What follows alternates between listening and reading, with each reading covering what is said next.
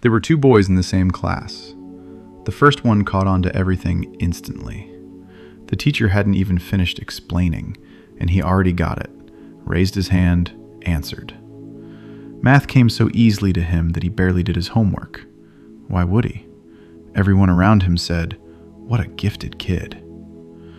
The second one was ordinary. Everything came to him through effort.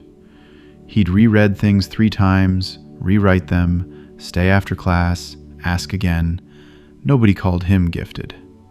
About him, they'd say, well, he tries. 25 years went by.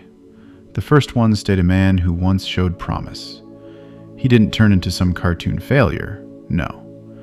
It's just that every time life asked him to learn something new, to start from zero, to look clumsy, he pulled back, and it stung every time.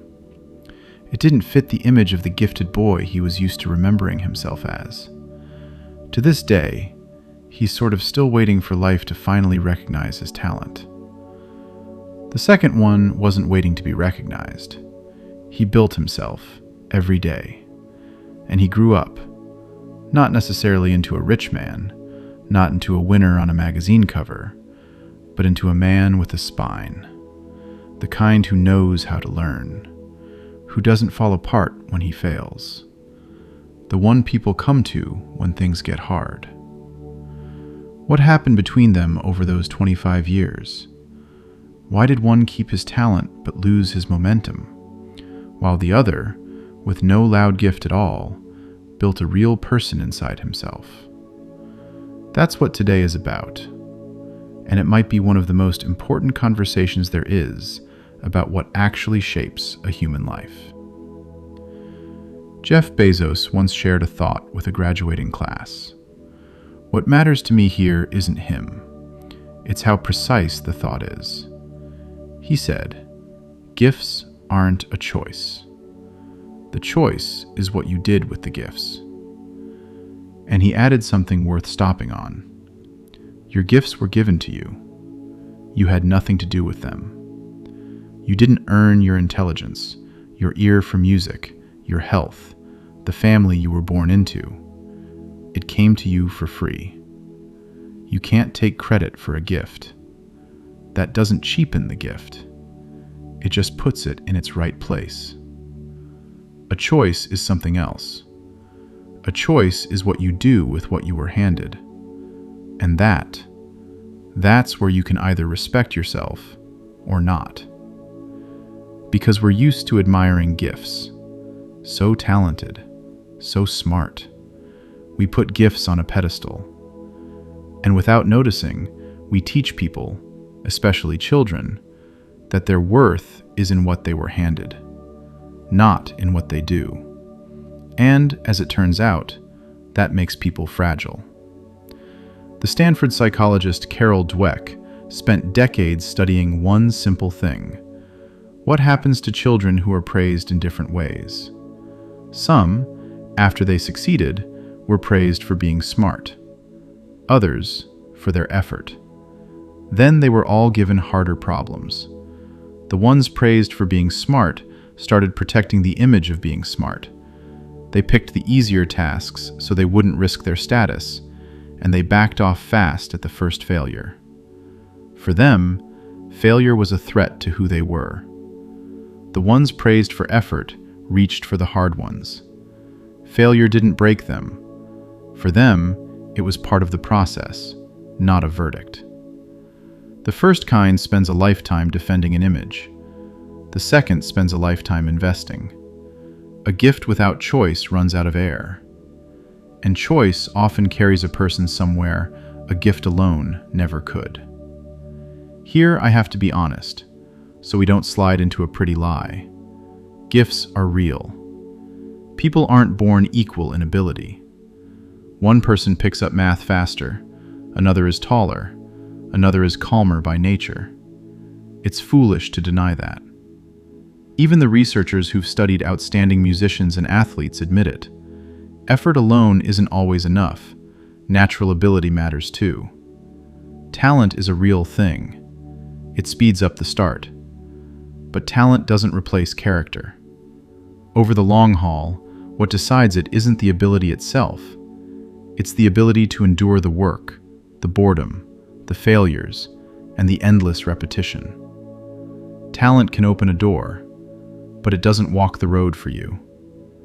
History is full of people who were given a lot and did nothing with it, and full of people who were given little and went further than anyone. A short pause. I rarely ask directly, but I'm going to now. If this conversation has touched something in you, hit like. That one small move decides whether YouTube shows this video to someone else or not. And for someone, today, these words might be exactly what matters. Thank you. Let's keep going. The most important part is ahead. Now, the question isn't whether we agree with this or not. The question is how to test it in your own life. First, don't take credit for what you were given. Your intelligence is a gift. What's yours is what you did with it. Your looks are a gift. What's yours is how you live through them, with vanity or with dignity. Your abilities are a gift. Your choice is to develop them or to bury them. This doesn't put you down. It frees you from pride over something you didn't do, and it brings the focus back to where you actually have power, to your actions. Second, respect effort more than results. The result depends on 1,000 things you don't control. The effort depends only on you. You wrote something, and it came out weak, but you sat down and wrote it.